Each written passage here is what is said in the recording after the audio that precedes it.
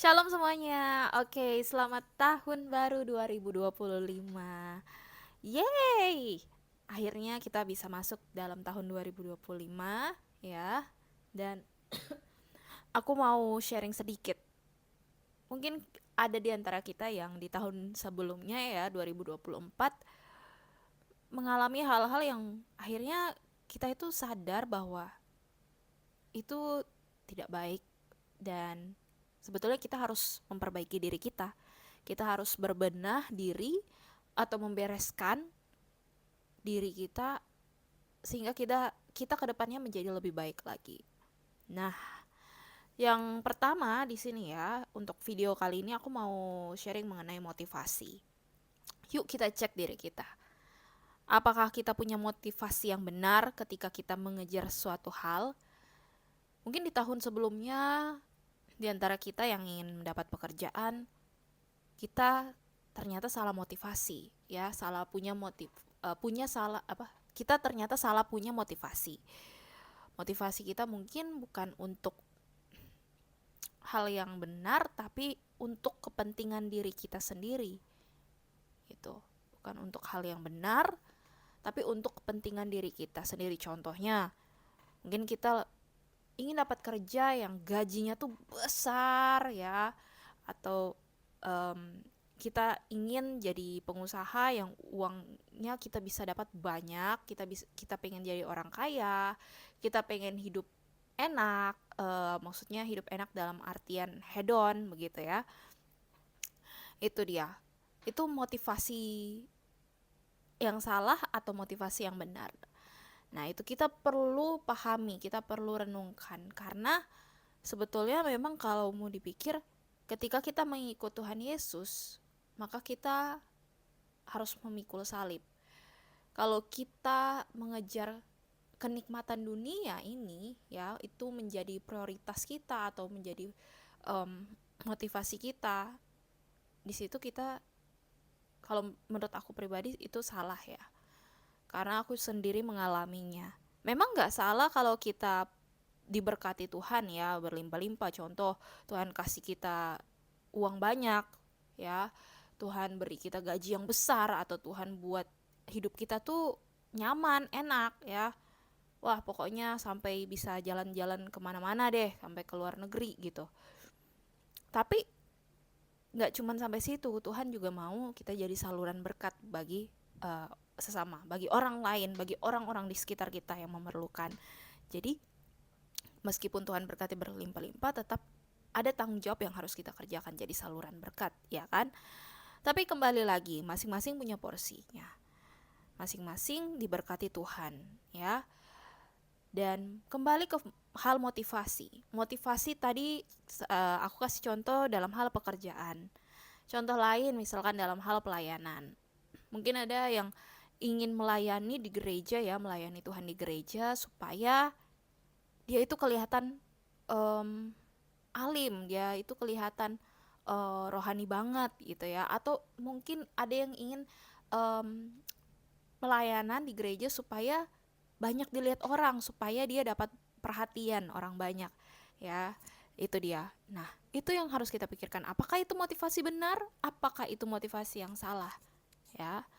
Dan ya tentu itu motivasi salah, karena pelayanan ya kita harus punya hati hamba untuk melayani Tuhan.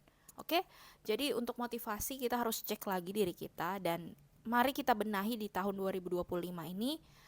Ketika kita mau melakukan suatu, mengejar, maksudnya mengejar tuh kita ingin punya target ya di tahun 2025 yang ingin kita capai. Mari kita punya motivasi yang benar untuk melakukan hal itu. Oke? Nah, terkait dengan pekerjaan ya. Kalau kita bekerja, kita mendapatkan penghasilan bukan? Ya, entah itu bekerja sebagai karyawan atau bekerja sebagai pengusaha, ya kita dapat upah dari orang lain atau dari korporat gitu ya, dari perusahaan tertentu, atau kita mendapatkan laba dari hasil apa, dari usaha kita ya. Nah, dalam Amsal pasal 3 ayat 9 sampai 10 ya, dituliskan di sini, Ya, saya bacakan ya. Muliakanlah Tuhan dengan hartamu dan dengan hasil pertama dari segala penghasilanmu. Maka lumbung-lumbungmu akan diisi penuh sampai melimpah-limpah, dan bejana pemerahanmu akan meluap dengan air buah anggurnya. Kembali ke ayat 9. Muliakanlah Tuhan dengan hartamu dan dengan hasil pertama dari segala penghasilanmu.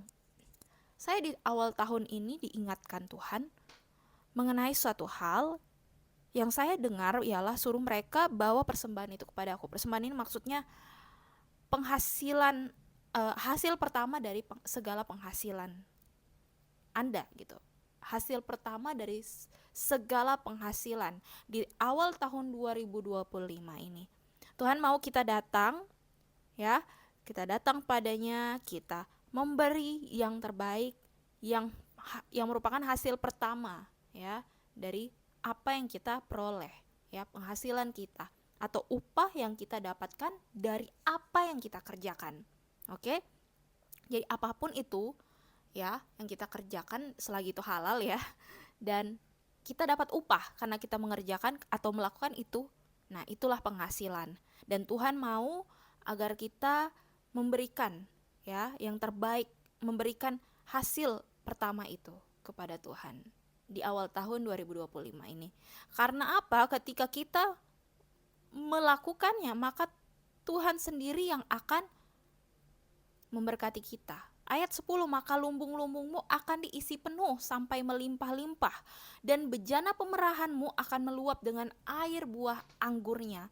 Masih ingat ya, berita-berita tersebar tahun 2025 resesi naik, harga barang naik ya, ada yang bilang resesi, ada yang bilang harga barang naik ya. Dan ketika kita berpikir duluan seperti itu, wah ini gimana nih saya nih tahun 2025, mungkin ada di antara kita yang mengalami kekhawatiran.